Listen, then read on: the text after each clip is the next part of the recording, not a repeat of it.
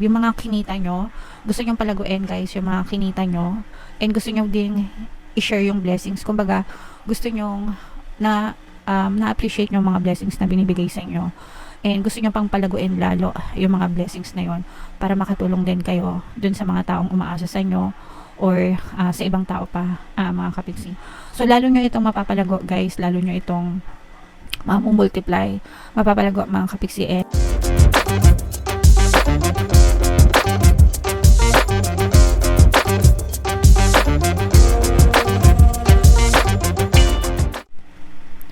Hello guys, hello Sagittarius, welcome back to Pinay Pixie Tarot. Ang pamagat ng episode natin for tonight is mid-month kapalaran para ngayong December 16 to 30 para sa Sagittarius, Sun, Moon, Rising, Sign, and Venus. Naka-upload na guys sa ating YouTube channel yung inyong 2025 kapalaran para sa bawat zodiac signs. If in case hindi nyo pa napapanood, punta lang kayo guys dun sa ating homepage and hanapin nyo lang yung video para sa zodiac sign nyo, mga kapiksi. So, ito yung mga mensahe sa inyo guys, mula kay universe mga kapiksi. So, this is both negative and positive. Itong negative guys, pagsabog, no, eruption. For some of you guys, pwedeng makaresonate yung mga kapiksi natin na malapit sa Mount Canlaon kasi 'di ba? Alam naman natin na sa panahon ngayon is talagang they are suffering dahil dun sa impact ng pagsabog ng vulkan dun sa lugar nila. So, nasa state of calamity sila. So, tiis-tiis lang ng konti guys kasi matatapos din yan, calamity na yan, malalampasan nyo rin yan, mga kapiksi, and mga karaos din kayo dyan, guys. For some of you naman, medyo mag-ingat kayo sa mga emosyon nyo. Ito'y babala na medyo mag-ingat kayo sa na matrigger, no, sa mga negative na tao, bagay, sitwasyon sa paligid nyo, yung mga kinasasangkutan nyo, mga kapiksi, kasi pag na-trigger kayo and maaari magkaroon yan ng negative impact sa buhay nyo, parang sumasabog na bulkan, lalo na guys yung mga negative emotions nyo sa puso nyo, yung mga galit, anger, hatred, resentment, grudges, yan, dapat inaalis nyo yan sa puso nyo, wag nyong alagaan para hindi na siya lumala and hindi na siya sumabog, mga kapiksi. Okay?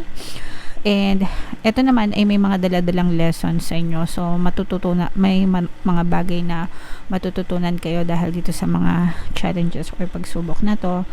At saka, this is also the best time for you para pag-aralan nyo yung buhay nyo sa taon na to, sa buong taon ng 2024, ano yung mga nangyari, ano yung mga magaganda, ano yung mga hindi magaganda, ano yung mga pwede nyong matutunan doon, ano yung mga pwede nyong bitawan, and ano yung mga pwede nyong dalin-dalin para sa 2025 naman na beneficial sa inyo, na makakatulong sa inyo, mga kapiksi. Syempre yung mga experience natin sa buhay, doon tayo natututo guys, okay? And always connect with the source, mga kapiksi. Always connect with the divine. Always pray, guys, no? Japan. Just always pray at night, kahit once a day lang, mga kapiksi. Basta magdasal kayo and para mapagtibay nyo yung connection nyo with the divine spirits, with the divine source, guys. Okay? Alright? So, comment down below, Sagittarius, if feeling nyo nakaresonate kayo dyan sa mga messages na yan. Tingnan natin yung ganap sa inyo ngayong December 16 to 30, mga kapiksi. Shuffle natin to. Habang sinashuffle ko to, panoorin nyo muna yung video natin regarding sa ating paano mag-manifest ng abundance video course.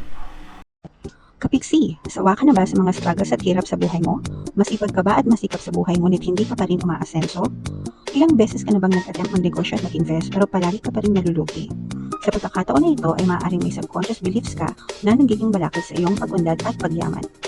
Introducing, paano mag-manifest ng abundance video course. Dito ay matututunan mo ma-overcome ang mga balakid mo para tuluyan ka ng umunlad, umasenso, sumagana, maging matagumpay, successful at maswerte sa iyong kabuhayan, pera, trabaho, negosyo sa labi at kaperahan ng bonggang-bongga. Dali, mag-send na ng email sa pinoypixie@gmail.com at simulan na ang iyong pagyaman ngayon. Alright, so sa lahat ng gusto mag-avail ng course guys, yung promo natin for December, una magbibigay tayo ng 15% discount until December 31, plus magkakaroon din kayo ng free 3-in-1 pampaswerte sa Subliminal, kaya avail nyo na guys, pampaswerte sa buhay, sa pera, at saka sa love life. And meron din tayo guys, bagong course, paano mawala ang third party at magkaroon ng harmonious na relationship para mawala yung mga kabit ng mga jowa nyo guys. 20% discount until December 31. Kaya i-avail nyo na mga kapiksi. Okay, so Sagittarius guys, this is more on relationship energy mga kapiksino. Kayo ay na-represent ng King of Wands sa ating spread. Yung sa money energy natin, nakikita natin na very stable naman yung inyong money energy mga kapiksi. Kumbaga tuloy-tuloy naman yung kita nyo sa source of income nyo, kung meron kayong source of income. Tuloy-tuloy pa rin naman yung pasok ng pera sa inyo. Pero sa relationship mga kapiksi, ito na ma-manifest nyo to, no? Parang makakatanggap kayo ng love confession from a specific person. Ibig sabihin merong magtatapat ng kanilang saloobin sa inyo. Kung meron kayong mga secret admirer, mga kapiksi, maaari silang magkaroon ng lakas ng loob para magtapat ng kanilang nararamdaman sa inyo.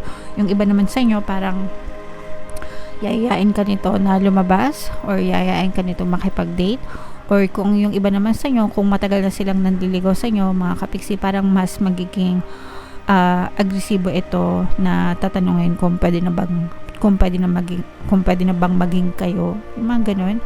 Kumbaga hindi naman sa pipilitin nila kayo, no, pero parang gusto nyo nang makarinig ng sagot sa'yo, kung sasagutin mo na ba siya, and kung pwede na ba kayo maging kayo. Parang gusto niya na maging official na yung relationship nyong dalawa, and yayain ka nitong makipag-date, or yayain ka nitong lumabas ngayong Pasko, mga kapiksi. So, yun yung nakikita natin sa pag-ibig guys. For some of you guys, maaari magkaroon ng movement naman sa buhay nyo. Kung kayo ay may mga ine-explore, may mga nilalakad, mga kapiksi, let's say for example, may nilalakad kayo na negosyo, may nilalakad kayo na bagong pagkakakitaan, or sideline or side hustle, ganyan.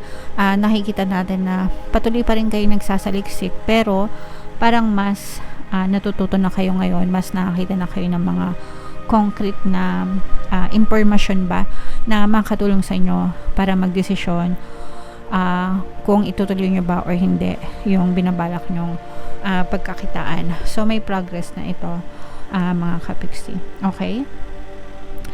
And yung iba naman sa inyo guys, ito'y panahon ng bakasyon for some of you. Maaaring may travel, no? Maaaring may travel or bakasyon kayo na maganap guys ngayong season na to. So ito naman ay normal kapag holiday season, talaga maraming nagbabakasyon, maraming nagte-travel, mga kapiksi. So wow, these are ito yung energy ng blessings, mga kapiksi. Actually guys, merong parang bagong simula, bagong journey. Ayan, oh, grabe. Yung iba sa inyo guys, yung mga nakuha nyo ng mga 13th month, eto guys, lumalabas na yung mga energy sa money, sa pera, no. Kaya kayo may ine-explore guys, meron kayong inaaral. Kasi yung iba sa inyo, parang may binabala kayo na business or negosyo or something na mapagkakakitaan nyo this year or next year, pagpasok ng 2025. Yung mga kinita nyo, gusto nyong palaguin guys, yung mga kinita nyo, and gusto nyo ding i-share yung blessings. Kumbaga, gusto nyong na-appreciate yung mga blessings na binibigay sa inyo, and gusto nyo pang palaguin lalo yung mga blessings na yon para makatulong din kayo dun sa mga taong umaasa sa inyo or sa ibang tao pa, mga kapiksi.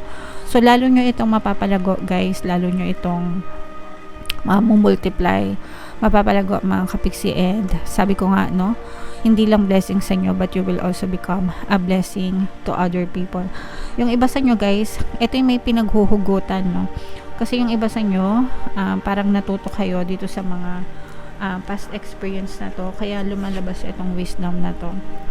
Kasi parang natuto kayo na napagdamutan kayo or pwedeng napagmalupitan or nalait-lait, ganyan. Kaya parang natuto na kayo ng mga lessons doon and ayaw nyo na siyang maulit na experience nyo, or baka may mga anak na kayo sa iba, ayaw nyo nang ma-experience ng mga anak nyo yung mga panlalait, pang mamalupit ng ibang tao.